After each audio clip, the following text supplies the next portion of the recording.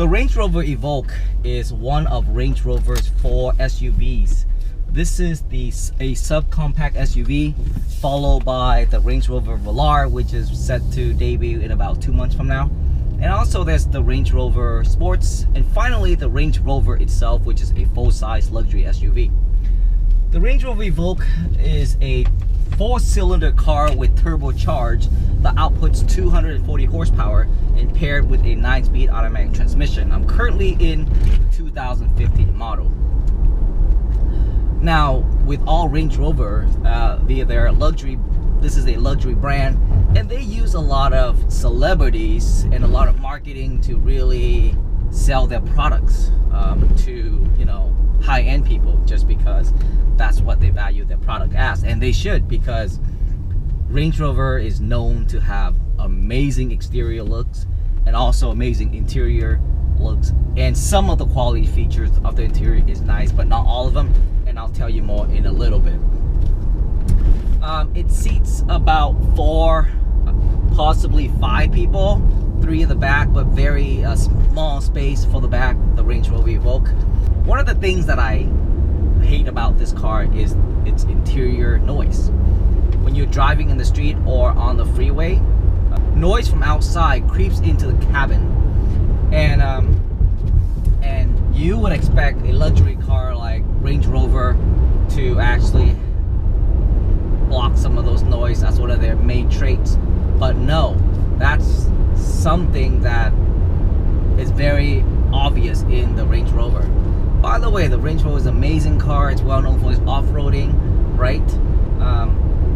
I hate to be negative about any car, so I have to really give it some positive features about this car. This is a above and beyond car. It's a car that will go anywhere, in any terrain, in any situations, and that I can tell you. And that's what Range Rover is really known for. But they've been drifting into the luxury component of automobiles, and they're doing a good job of marketing, but I feel like they're really lacking in terms of making a quality product, and that starts with the interior quality.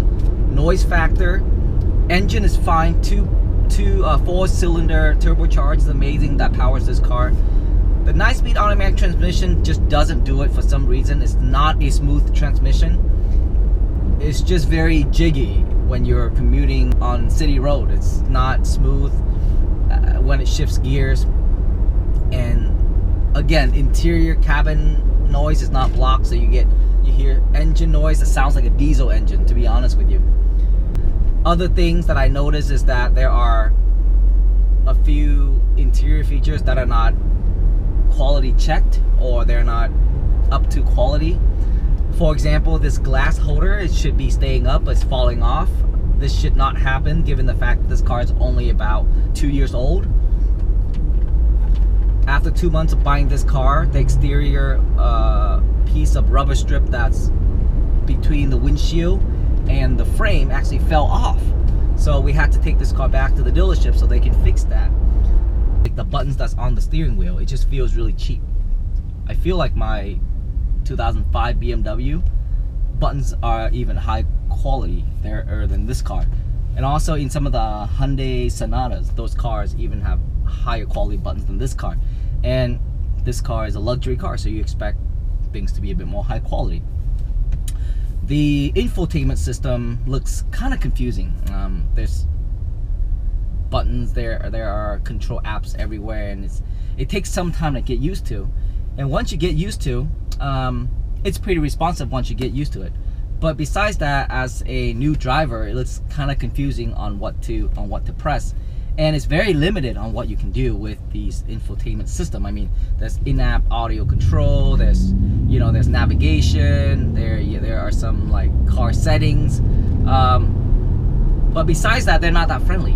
Okay. In addition to that, this screen is not high definition. It's not bright, and it doesn't scream like you're sitting in a luxury car, because the pixel, it's actually very larger than what a luxury car would entail. So fortunately, there hasn't been any engine problems in this car, but that's something that I'm gonna expect to find after having this car for 3 to 4 years, which I don't.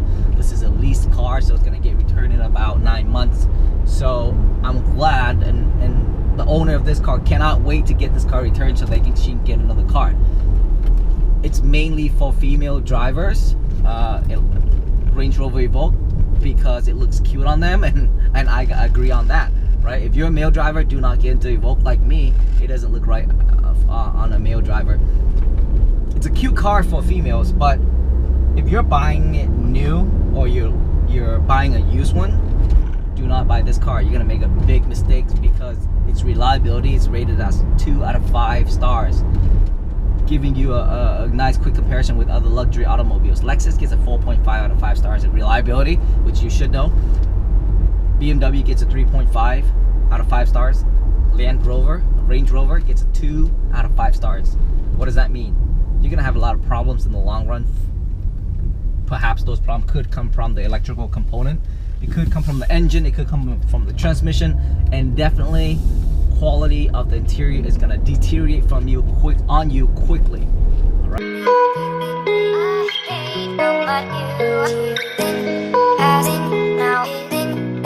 All this